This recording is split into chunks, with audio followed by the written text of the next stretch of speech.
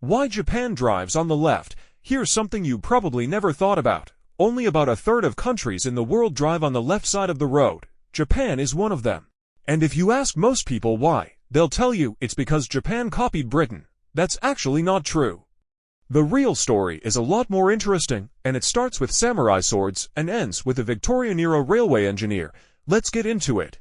First, a quick bit of context. Right now, roughly 75 countries drive on the left, places like the UK, Japan, Australia, India, and South Africa. The rest of the world, including the US, most of Europe, and China, drives on the right.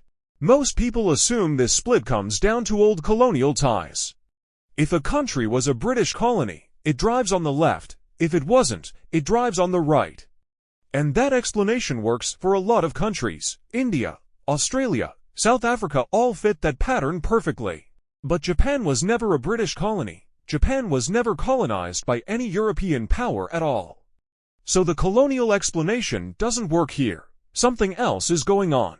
The most popular explanation you'll find online traces this back to the samurai era, centuries before cars existed. The idea goes like this: samurai wore their swords on their left hip, so they could draw them quickly with their right hand. When two samurai passed each other on a narrow road, walking on the left meant their swords, and the sheaths sticking out from their hips, wouldn't clash or bump into each other. Walking on the right risked an accidental collision, which in a society built around honor and quick tempers, could turn violent fast.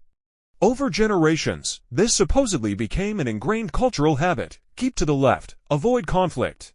Now, here's the important caveat: historians actually debate how much this theory explains. It's a popular story, it's plausible, and it fits with what we know about samurai culture, but there isn't a single definitive historical document that says this is why Japan drives on the left. Treat it as one contributing theory, not the whole answer. Because the part historians are confident about happened almost 1,000 years later, and it involves trains. Japan's modern transport system, and its actual legal left-hand rule, traces back to the late 1800s, during the Meiji era. This was a period when Japan was rapidly modernizing and looking to the West for expertise in industry, engineering, and infrastructure. When Japan built its first railway line, connecting Tokyo and Yokohama in 1872, it hired British engineers to design and build it. Britain, of course, already ran its trains on the left. So Japan's railway system was built left-hand from day one, following the standard the British engineers brought with them. As Japan continued building out its rail network through the following decades, left-hand travel became the default for trains across the country.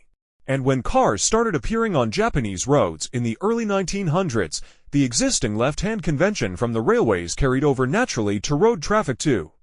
It wasn't really a fresh decision, it was just following the pattern that was already in place.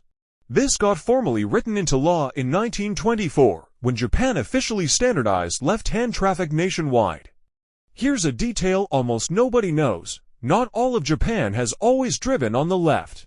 After World War II, Okinawa was administered by the United States until 1972, and during that period, it actually drove on the right, matching American convention. When Okinawa was returned to Japanese control, it kept driving on the right for a few more years, creating a strange situation where one part of Japan drove opposite to the rest of the country. That finally changed on July 30, 1978, in an event locals still remember, nicknamed 730. The date all of Okinawa switched over to the left in a single coordinated, overnight operation. Road signs, traffic lights, bus routes, all changed in one night.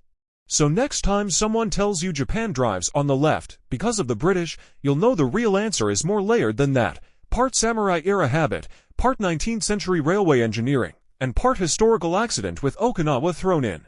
If you want more stories like this, the hidden history behind everyday things, subscribe to Brain Fuel, and let me know in the comments, which country's history do you want explained next?